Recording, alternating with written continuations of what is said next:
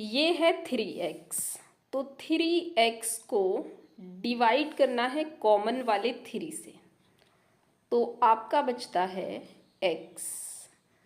तो हमें इस x को लिख देना है। अब आप ये भी समझिए कि निशान कैसे सेट हो रहे हैं। देखिए, जब हम माइनस कॉमन ले लेते हैं ना, 3 जो आ रहा है वो माइनस का आ रहा है ना, तो आपने इन दोनों के निशान बदलते हुए लिखना है। अब 3x काय का था, आपका माइनस का था, तो हमने इसका माइनस हटा दिया, यानी बदल दिया, प्लस कर दिया। उसी तरह आपने इस माइनस को भी चेंज करना है, तो प्लस कर लीजिए इस माइनस को। अच्छा, चेंज कब करना है? जब आपका बाहर माइनस कॉमन आ रहा हो। अगर जो निशान यहाँ पर है वही निशान कॉमन लेना है ना, तो अगर यहाँ पर प्लस है तो आप प्लस कॉमन लेंगे, फिर आप इस निशान को चेंज नहीं करेंगे, एज इट इज़ उतार लेंगे। लेकिन अगर आपने माइनस कॉमन लिया है तो इस निशान को चेंज करना है। ये माइनस है तो यहाँ प्लस लिखिए, ये प्लस है तो यहाँ माइनस लिखिए। कब चेंज करना है? जब आपने माइनस कॉमन ले रखा हो, ठीक है ना।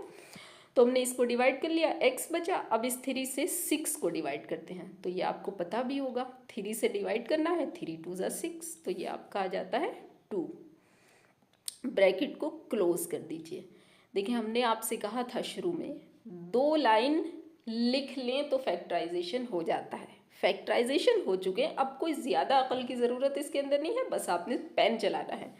ज़्यादा जहन लगाने की ज़रूरत इन 2 लाइनों में थी, ठीक है ना। अब देखिए, चेक कर सकते हैं आप। कैसे चेक कर सकते हैं कि आपका सवाल यहाँ तक ठीक है या नहीं? देखिए, ब्रैकेट के अंदर वाली जो चीज़ है x+2 और x+2 सेम है। ये सेम आ गई अगर आपकी, तो समझिए आपका क्वेश्चन सही चल रहा है। और अगर ये चीज़ आपकी सेम नहीं आई तो समझिए क्वेश्चन ऊपर कहीं गलत हो चुका है, ठीक है ना। तो 2 लाइन लिखने के बाद सवाल हो जाता है। अब बहुत ही आसान काम करना है, जो ये सेम फैक्टर आया है ब्रैकेट के अंदर, उसको आपने फिर से कॉमन उठा लेना है बाहर। ये x+2 ब्रैकेट के अंदर था, तो हमने भी ब्रैकेट के अंदर लिखा, और कॉमन लेने के बाद एक ब्रैकेट लगाते ही हैं, तो हमने एक ब्रैकेट लगा लिया। अब देखें, x+2 तो हट चुका ना, कॉमन क्या मतलब बाहर आ चुका, तो बचा क्या आपके पास 2x, तो यहाँ हम 2x लिख लेते हैं। उसी तरह से यहाँ इसके साथ x+2 बाहर आ चुका, तो बचा क्या है आपका, ये माइनस बचा है, ये 3 बचा है, -3। कॉमन ले चुके, ब्रैकेट बंद कर चुके, फैक्टराइजेशन हो चुके।